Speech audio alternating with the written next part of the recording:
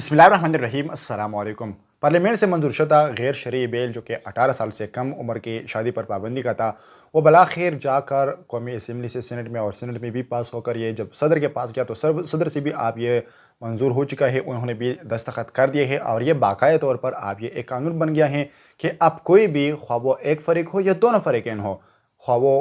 18 साल से कम हो, एक या दोनों, इनकी आप शादी नहीं हो सकेगी और जो निकाह ख्वाह ये पढ़ाएगा उसको बाकायदा जेल होगी और उस पर बाकायदा जुर्माना आयद किया जाएगा। ये बिल जमीयत उलमा इस्लाम ने कौमी असम्बली में, सेनेट में और तमाम नज़रियाती कौंसिल के हवाले से यहाँ पे रोकने की भरपूर कोशिश की, लेकिन इन तमाम रस्तों पे जहाँ पे जमीयत उलमा इस्लाम की जितनी क़ुव्वत थी उन क़ुव्वत के सामने जमीयत उलमा इस्लाम की जो कोशिश थी वो रह गई और बालाखिर ये बिल पास करा लिया गया। और ये पाकिस्तानियों के लिए बहुत ही बुरा दिन है, पाकिस्तानियों के लिए, इस्लाम के लिए, इस्लाम पसंदों के लिए इंतहाई बुरा दिन है कि इन लोगों ने जो बिल पास किया है ये पाकिस्तान पर, ये इस्लामी निज़ाम पर, ये शरई निज़ाम पर, या अल्लाह ताला के अहकामात पर इन्होंने एक कार ज़रब लगाई है और उन्होंने ये साबित कर दिया है कि हम अल्लाह के निज़ाम के बदले हम वो निज़ाम लाएंगे जो हमसे दुनिया चाहती है, जो हमसे यूरोप चाहती है, जो हमसे अमेरिका चाहती है, जो हमसे अक़वाम मुत्तहिदा चाहती है। हालांकि उनका मिशन ये होता है कि हम इस माशरे को तबाह करें, इस माशरे को बर्बाद करें, इस माशरे में जो थोड़ी सी इंसानियत रह गई है, जो थोड़ी सी हया रह गई है, इस हया का ख़ात्मा किया जाए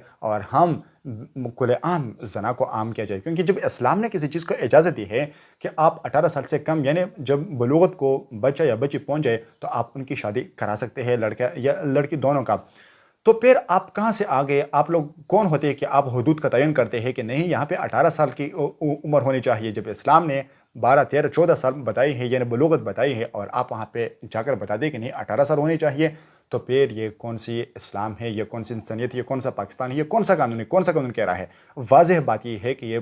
खुलेआम बैरूनी ताकतों के ज़रिए से हो रहा है, उनके प्रेशर पर हो रहा है, उन्होंने बिल्कुल प्रेशराइज़ किया है। और किस लिए प्रेशराइज़ किया? सिर्फ इसलिए कि इस माशरे से हया को ख़त्म किया जाए और ज़ना को आम किया जाए। क्योंकि अगर शादी वक्त पे हो जाए,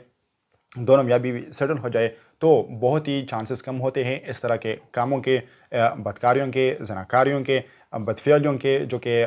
यूरोपीय माशरे में आजकल बहुत ही आम हो चुके हैं, बहुत ही आम है। ये माशरा वो बनाने के लिए तगोदो में है कि जितने भी इस्लामी ममालिक में यह कल्चर है, ये रिवाज है, इसको हम ख़त्म करें। और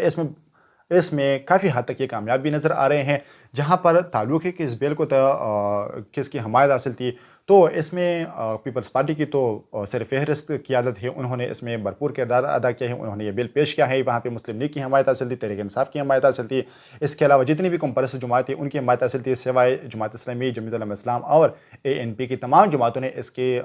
हक़ में वोट कास्ट किया है और इसको बाकायदा अब एक कानून बना लिया है। यहाँ तक जितनी भी इसके बाद जितने भी काम होंगे, ये तमाम के तमाम शादी गैर कानूनी तस्वर की जाएगी और वो आईन पाकिस्तान के कानून के तहत यहाँ पे आपको सज़ा मिल सकती है अगर आपने फिर इसकी खिलाफ वर्जी की। तो ये बहुत ही बुरी बात है और ये इंतहाई अफसोसनाक खबर है इस्लाम पसंदों के लिए, पाकिस्तानियों के लिए, मुसलमानों के लिए। ऐसा बिल्कुल भी नहीं होना चाहिए था। और जमीयत उलमा इस्लाम जिस रास्ते से भी इस बिल को रुकवाने की कोशिश की जा रही थी, उन तमाम रास्ते बहुत मजबूती के साथ सील किए गए थे। जमीयत उलमा इस्लाम के हर वार को उन्होंने पलट कर उनको वापस कर दिया है और उनको नाकाम बना दिया है। लेकिन हाँ, कोशिश हम करते हैं और नतीजा अल्लाह ताला देता है, इस पर हमारी कोई ज़ोर ज़बरदस्ती नहीं चलती। हमारी जितनी ताकत थी, जमीयत उलमा इस्लाम की जितनी ताकत थी, मौलाना फजल रहमान की जितनी ताकत थी, उन्होंने वो इस्तेमाल किया और फिर आगे जाकर जो बिल पास हुआ है, इंशाअल्लाह अगर मौलाना